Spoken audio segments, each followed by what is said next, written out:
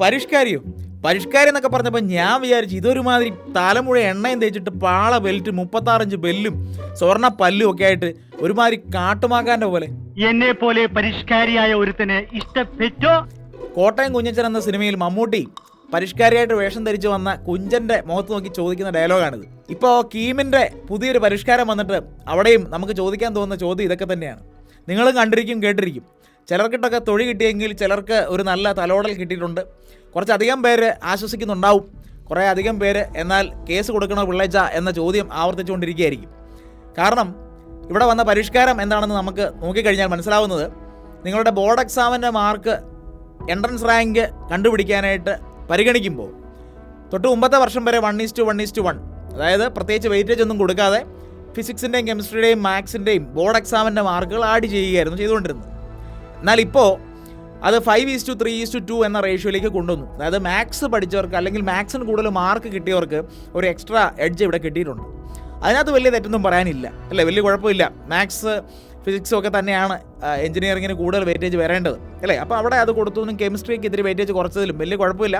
ആകെപ്പാടെ പിന്നെ അവിടെ പറയാനുള്ള ഒരു ചെറിയ സന്ദേഹം എന്ന് പറയുന്നത്, കെമിസ്ട്രിക്ക് ഇത്ര വെയിറ്റേജ് കുറവായിരുന്നുവെങ്കിൽ അത് നേരത്തെ പറഞ്ഞിരുന്നെങ്കിൽ സ്റ്റുഡൻസിന് ബോർഡ് എക്സാമിൻ്റെ സമയത്ത് കൂടുതൽ ശ്രദ്ധ മാത്സിനും ഫിസിക്സിനും ഒക്കെ കൊടുക്കാമായിരുന്നു എന്നൊരു ചെറിയ ഒരു പരാതി മാത്രമേ അവിടെ പറയാനുള്ളൂ. അത് വലിയൊരു വിഷയം ആക്കേണ്ട കാര്യമില്ല.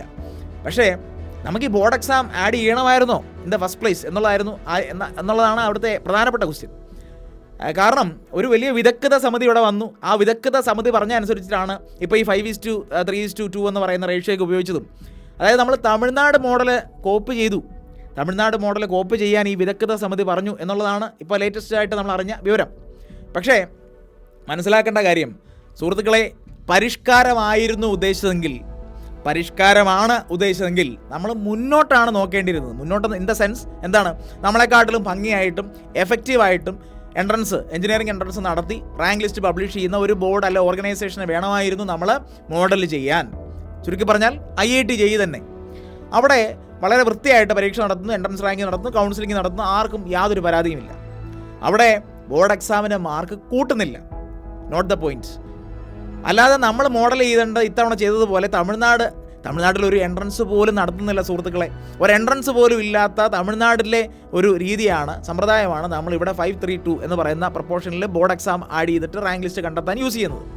അവിടെയാണ് വീഴ്ചയുള്ളത്. നമ്മളിപ്പോൾ ഒരല്പം അപരിഷ്കൃതമായോ എന്നുള്ള ചോദ്യമാണ് ബാക്കിയുള്ളത്. കാരണം IIT JEE ഒരു കാലത്തും ചരിത്രത്തിൽ ഒരു കാലത്തും ബോർഡ് എക്സാമിൻ്റെ മാർക്ക് ആഡ് ചെയ്തിട്ടില്ല എന്നല്ല ഞാൻ പറഞ്ഞത്.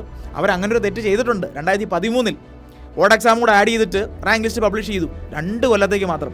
വളരെ പെട്ടെന്ന് 2015 എത്തിയപ്പോൾ തന്നെ നമ്മുടെ ശ്രീമതി DRDO ഹെഡ് ചെയ്തിരുന്ന നമ്മുടെ ടെസി തോമസ് അവർകൾ ഒക്കെ ഉണ്ടായിരുന്ന ഒരു കമ്മിറ്റി രൂപീകരിക്കപ്പെടുകയും ആ കമ്മിറ്റിയുടെ റിപ്പോർട്ട് അനുസരിച്ച് അതെടുത്ത് കളയുകയും ചെയ്തു.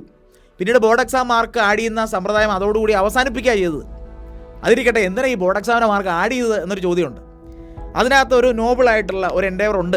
നമുക്ക് ചിന്തിച്ച് കഴിഞ്ഞാൽ ഒരു നല്ല ഒരു കോഴ്സ് അതിൻ്റെ ബാക്ക്ഗ്രൗണ്ടിലുണ്ട്.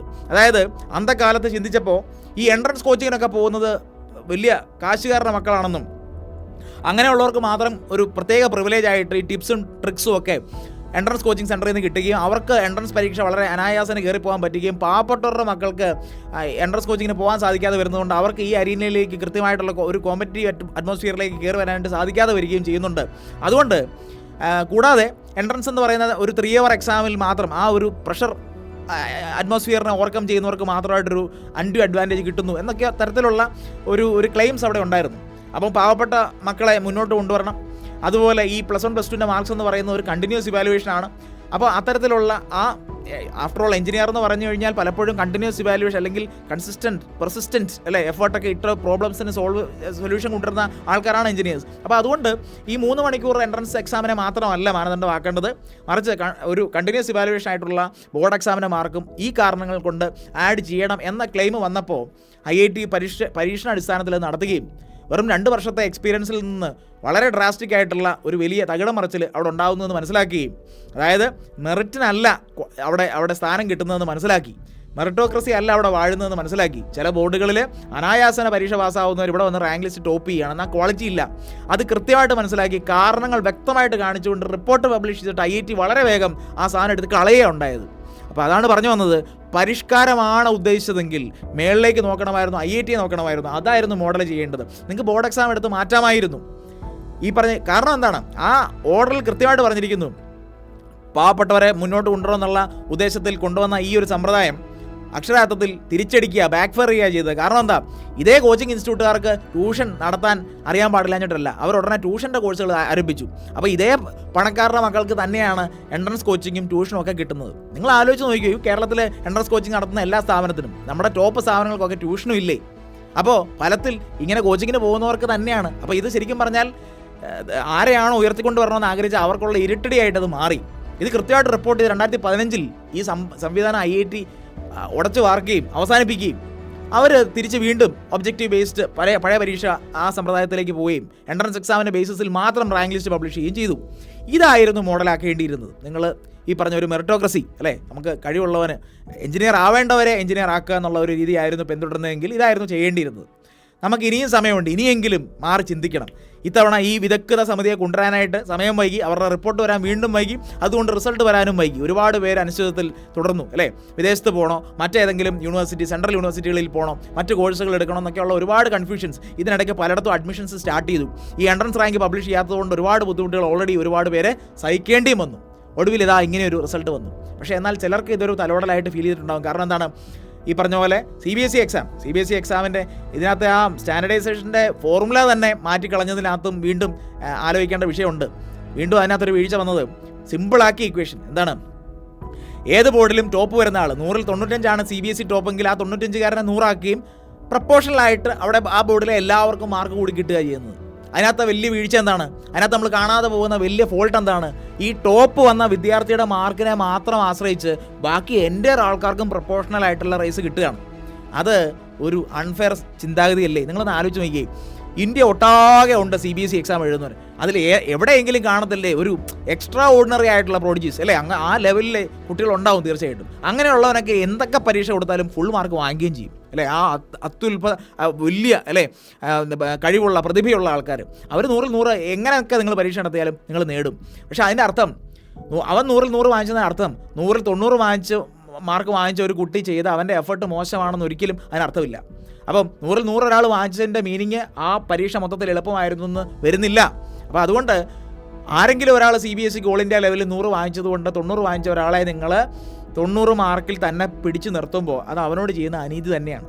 കാരണം ആ പരീക്ഷ ടഫ് ആവുകയും അത് അവൻ്റെ എഫേർട്ട് കൊണ്ട് മാത്രം അവൻ 90 മാർക്ക് വാങ്ങിച്ചതാവാനുള്ള സാധ്യതയാണ് കൂടുതൽ. ഇത്തവണ ഓക്കെ, കേരള സിലബസിൻ്റെ മാത്സിൻ്റെ എക്സാമൊക്കെ പാടായിരുന്നു എന്നൊക്കെ പറയപ്പെടുന്നു. പക്ഷേ വരുന്ന വർഷങ്ങളിലോ അപ്പോഴും പാടായിട്ടുള്ള എക്സാംസ് തുടർച്ചയായിട്ട് വന്നുകൊണ്ടിരിക്കുമോ? അതിനൊന്നും യാതൊരു ഉറപ്പുമില്ല. ബോർഡുകൾ നടത്തുന്ന എക്സാംസിന് ഒരിക്കലും നമുക്ക് ഇത്തരത്തിൽ കമ്പയർ ചെയ്തെടുക്കാനും സ്റ്റാൻഡർഡൈസ് ചെയ്തൊക്കെ വരാനും ഒക്കെ ഒരുപാട് ലിമിറ്റേഷൻസ് ഉണ്ട്. ചെയ്യേണ്ടിയിരുന്നത് നോർമലൈസേഷൻ പ്രൊസീജിയറിൽ ആ ഇക്വേഷനകത്ത് വരുന്ന എററിനെ കറക്റ്റ് ചെയ്തെടുക്കുകയായിരുന്നു ചെയ്യേണ്ടിയിരുന്നത്. അല്ലെങ്കിൽ ബോർഡ് എക്സാം മാറ്റുകയായിരുന്നു ചെയ്യേണ്ടിയിരുന്നത്. ഇതിനകത്ത് എൻട്രൻസ് റാങ്ക് കാൽക്കുലേറ്റ് ചെയ്യുന്നതിൽ ബോർഡ് എക്സാമിൻ്റെ മാർക്ക് ഇൻക്ലൂഡ് ചെയ്യാതിരിക്കുകയായിരുന്നു ബുദ്ധിപരമായിട്ട് സ്ട്രാറ്റജിക്കലി ചെയ്യേണ്ടിയിരുന്ന തീരുമാനം. പക്ഷേ തമിഴ്നാടിനെ കയറി മോഡൽ ചെയ്ത് നമ്മൾ വീണ്ടും പിന്നിലേക്ക് പോവുകയാണ് ഉണ്ടായത്. അപ്പോൾ ഇതിനകത്തൊക്കെ വീണ്ടും ഉടച്ചു വാർക്കലുകൾ ആവശ്യമാണ്. കേസ് കൊടുക്കാനായിട്ട് തയ്യാറെടുക്കുന്ന പേരൻസിനെയും കുട്ടികളെയും കുറ്റം പറയാൻ പറ്റില്ല. കാരണം അവർ കഷ്ടപ്പെട്ട് വാങ്ങിച്ച മാർക്കിൽ അവർക്ക് കിട്ടേണ്ടുന്ന പ്രിവിലേജസ്, അവർക്ക് കിട്ടേണ്ടുന്ന ഒരു വാല്യൂ ആ മാർക്കിന് കിട്ടാതെ വരുന്നുണ്ട് എന്നുള്ള ഒരു ആരോപണം 100% ശരിയാണ്. കുറച്ച് പേര് ഇതിനകത്ത് രക്ഷപ്പെട്ടു പോകുന്നവരുണ്ടാവും അല്ലേ, ഒരു ചെറിയ കൂട്ടം ആൾക്കാർക്ക് ഒരുപാട് ഡിഡക്ഷൻ ഒന്നും വന്നിട്ടില്ല എന്നുള്ളൊരു ആശ്വാസം അവിടെ വരുന്നുണ്ടാവും. അതുകൊണ്ട് തന്നെ ഒരു വലിയ ഒരു ക്രൗഡ് അതൊരു തലോടലായിട്ട് അതിനെ കാണുന്നുണ്ട്. അതുകൊണ്ട് ആ കൂട്ടർ ഒരുപക്ഷെ പരാതിയായിട്ട് വരില്ല. പക്ഷേ ഫെയർ അനാലിസിസിൽ ഇതിനകത്ത് ചെറിയ പ്രശ്നങ്ങളുണ്ട്. ഇതിനെ ഒരു പെർമനൻറ്റ് സൊല്യൂഷൻ എന്ന് പറയുന്നത് IIT നോക്കിയിരുന്നുവെങ്കിൽ 2015 ആ ഓർഡർ എടുത്തുനിന്ന് വായിച്ചിരുന്നുവെങ്കിൽ കൃത്യമായിട്ടുള്ള പെർമനൻറ്റ് സൊല്യൂഷൻ കിട്ടുമായിരുന്നു എന്ന് തന്നെയാണ് പറയേണ്ടത്. ഓക്കെ, അപ്പോൾ അതൊക്കെ നമുക്ക് വിടാം. ഇനിയുള്ള പ്രൊസീജിയേഴ്സ് എങ്കിലും മുന്നോട്ട് നന്നായിട്ട് പോകുമെന്ന് നമുക്ക് പ്രതീക്ഷിക്കാം. മന്ത്രി പറഞ്ഞ അനുസരിച്ച് 87,000 അല്ലേ, 87,000ഓളം വിദ്യാർത്ഥികൾ എഴുതി, 76,000ഓളം പേര് ക്വാളിഫൈ ചെയ്തു. ഏകദേശം 67,000ഓളം ആൾക്കാരുടെ ലിസ്റ്റ് പബ്ലിഷ് ചെയ്തു. റാങ്ക് ലിസ്റ്റിലേക്ക് 67,000ഓളം ആൾക്കാർ വന്നു. 56,000ഓളം സീറ്റുകൾ നമുക്കുണ്ട്. ഓക്കെ, അപ്പോൾ പേടിക്കേണ്ട, എല്ലാവർക്കും സീറ്റുകളൊക്കെ കിട്ടും. ഇനി നിങ്ങളുടെ റാങ്ക് ഏകദേശം ഒരു 3000 റേഞ്ചിലുള്ള ഉണ്ടെങ്കിൽ നിങ്ങൾക്ക് കേരളത്തിലെ ഏതെങ്കിലും ഗവൺമെൻറ് കോളേജിൽ കമ്പ്യൂട്ടർ സയൻസിന് അഡ്മിഷൻ കിട്ടാനും, നിങ്ങളുടെ റാങ്ക് ഏകദേശം 5000 റേഞ്ചിലുണ്ടെങ്കിൽ 5000 റേഞ്ചിലുണ്ടെങ്കിൽ കേരളത്തിലെ ഏതെങ്കിലും നല്ല ഗവൺമെൻറ് എഞ്ചിനീയറിംഗ് കോളേജിൽ ഇലക്ട്രോണിക്സ് അഡ്മിഷൻ കിട്ടാനും, 7,500-നുള്ളിലുണ്ടെങ്കിൽ ഇലക്ട്രിക്കൽ അഡ്മിഷൻ കിട്ടാനും, അതുപോലെ ഒരു 12,000 13,000 റേഞ്ചിലുണ്ടെങ്കിൽ മെക്കാനിക്കൽ സിവിൽ ഗവൺമെൻറ് എഞ്ചിനീയറിംഗ് കോളേജിൽ, ഒരു പ്രോപ്പർ പക്ക ഗവൺമെൻറ് എഞ്ചിനീയറിംഗ് കോളേജിൽ ഗവൺമെൻറ് ഫീസിൽ ഏറ്റവും ലോ ഫീസിൽ പഠിക്കാനുള്ള ചാൻസസ് നിങ്ങൾക്ക് ഉണ്ടെന്ന് മനസ്സിലാക്കുക. ആശ്വാസത്തോടെ ഇരിക്കുക. നിങ്ങൾ കരുതിയ പോലത്തെ ഒരു റിസൾട്ട് വന്നില്ലെങ്കിലും മനസ്സിലാക്കുക, മറ്റൊരുപാട് അവന്യൂസ് ഉണ്ട്, ഒരുപാട് പ്ലാറ്റ്ഫോംസ് ഉണ്ട്, പരീക്ഷകൾ വേറെ ഒരുപാടുണ്ട്. ഒരുപാട് രീതിയിൽ നിങ്ങൾക്ക് ഒരു നല്ല കരിയറിലേക്ക് എത്താനായിട്ട് ലാൻഡ് ചെയ്യാനായിട്ട് സാധിക്കും. ഇത് മാത്രമല്ല, this is not the end of the world. ഒരുപാട് അവസരങ്ങളും ഒരുപാട് സാധ്യതകളും വേറെയും ഒരുപാടുണ്ടെന്ന് നിങ്ങൾ മനസ്സിലാക്കുക. മാർക്ക് ഇത്തിരി കുറഞ്ഞു പോയാലും റാങ്ക് ഇത്തിരി കുറഞ്ഞു പോയാലും നിങ്ങൾ ഉദ്ദേശിച്ച കോളേജ് കിട്ടിയില്ലെങ്കിൽ തന്നെയും നിങ്ങൾ ഏത് കോളേജിൽ ചെന്നാലും നിങ്ങൾക്ക് ഫോളോ ചെയ്യേണ്ട ചില രീതികളുണ്ട്, ചില സ്ട്രാറ്റജീസ് ഉണ്ട്. നിങ്ങൾ കൃത്യമായിട്ട് ഗേറ്റ് പോലത്തെ പരീക്ഷകൾക്കൊക്കെ പ്രിപ്പയർ ചെയ്ത് കഴിഞ്ഞാൽ എത്ര മോശം കോളേജിൽ നിങ്ങൾ ചെന്ന് പെട്ടാലും ഗേറ്റ് പോലത്തെ പരീക്ഷകൾക്കൊക്കെ പ്രിപ്പയർ ചെയ്തിട്ട് IIT ലെവലിലേക്ക് നിങ്ങൾക്ക് ബിടെക്കിന് ശേഷം എംടെക്കിലേക്ക് അഡ്മിഷനൊക്കെ കിട്ടുകയും നിങ്ങളുടെ സാധ്യതകൾ ഉയർത്തിക്കൊണ്ട് വരാനൊക്കെ പറ്റും. ഇതുകൊണ്ട് കളിയൊന്നും തീർന്നിട്ടില്ല. ഓക്കെ, നിങ്ങൾക്ക് ഒരു നല്ല കരിയറിലേക്ക് പോകാനായിട്ട് സ്ട്രാറ്റജീസ് ഒരുപാട് ഇനിയും നെയ്തെടുക്കാനായിട്ട് സാധിക്കുമെന്ന് മനസ്സിലാക്കുക. സ്വപ്നങ്ങൾ ഒരുപാട് ഉയർത്തിൽ നിങ്ങൾ അതിനൊന്നും യാതൊരു സീലിംഗും വെക്കേണ്ട കാര്യമില്ല. നിങ്ങളുടെ ചിറകറ്റ് പോയിട്ടില്ല, പറന്നുയരാൻ ആകാശം ഇനിയും ഒരുപാടുണ്ട്. അപ്പോൾ അതുകൊണ്ട് യാതൊരു പേടിയും വേണ്ട. പ്രതീക്ഷകൾ അസ്തമിച്ചിട്ടില്ല. എത്ര ഉയരത്തിലേക്ക് നിങ്ങൾക്ക് പറന്നു പോകാൻ സാധിക്കുമെന്ന് മനസ്സിലാക്കുക. കൂടാതെ നിങ്ങളുടെ സാധ്യതകൾ, ഓപ്ഷൻ ലിസ്റ്റുകളൊക്കെ പരിഗണിക്കാനായിട്ട് നമ്മുടെ YouTube channel KEAM navigator YouTube ചാനലിലേക്ക് നിങ്ങൾ എത്തിക്കഴിഞ്ഞാൽ വീഡിയോസ് ഒരുപാട് അവിടെയുണ്ട്. കൃത്യമായ ഡയറക്ഷൻസ് നിങ്ങൾക്ക് കിട്ടും. തുടർന്നുള്ള ദിവസങ്ങളിൽ നമ്മുടെ ലൈവുകൾ ഒന്നുപോലും മിസ്സാക്കാതിരിക്കുക. കാരണം നമ്മുടെ എക്സ്പേർട്ട് പാനലിൽ ഇരുന്ന് അനലൈസ് ചെയ്തിട്ടുള്ള കൃത്യമായിട്ടുള്ള നല്ലൊരു ഓപ്ഷൻ ലിസ്റ്റും ആ ഓപ്ഷൻ ലിസ്റ്റുകൾ എങ്ങനെ കൊടുക്കണമെന്നും മുന്നോട്ട് അലോട്ട്മെൻറ്റുകളിൽ വരുന്ന സംശയ നിവാരണങ്ങളും ഒക്കെ ഒരുപാട് സെഷൻസുകൾ നിങ്ങളെ കാത്തിരിക്കുന്നുണ്ട്. അതുകൊണ്ട് മറക്കാതെ ചാനൽ ഫോളോ ചെയ്യുക. കൂടാതെ നമ്മുടെ വാട്സാപ്പ് കമ്മ്യൂണിറ്റിയിലേക്ക് വന്നു കഴിഞ്ഞാൽ നിങ്ങൾക്ക് ഇൻഡിവിജ്വലായിട്ട്, നിങ്ങൾക്ക് പേഴ്സണലായിട്ട് സംശയങ്ങൾ ചോദിക്കാം. കഴിഞ്ഞ തവണ ഒക്കെ ഒരുപാട് കുട്ടികൾ ആ ഒരു അവസരങ്ങൾ കൃത്യമായിട്ട് പ്രയോജനപ്പെടുത്തുകയും നിങ്ങളുടെ ഓപ്ഷൻ ലിസ്റ്റുകളൊക്കെ വരുന്ന മിസ്റ്റേക്കുകളൊക്കെ ഒഴിവാക്കി കൃത്യമായിട്ട് നല്ല സീറ്റുകളിലേക്ക് വന്ന് പഠിക്കാനുള്ള അവസരം ഉണ്ടാവുകയൊക്കെ ചെയ്തിട്ടുണ്ട്. അപ്പോൾ എല്ലാവർക്കും ആശംസകൾ. ധൈര്യമായിട്ടിരിക്കുക. നമ്മുടെ കാര്യങ്ങളൊക്കെ എല്ലാം ശരിയായിട്ട് നന്നായിട്ട് വരട്ടെ. എല്ലാവർക്കും ബെസ്റ്റ് വിഷസ്. Thank you.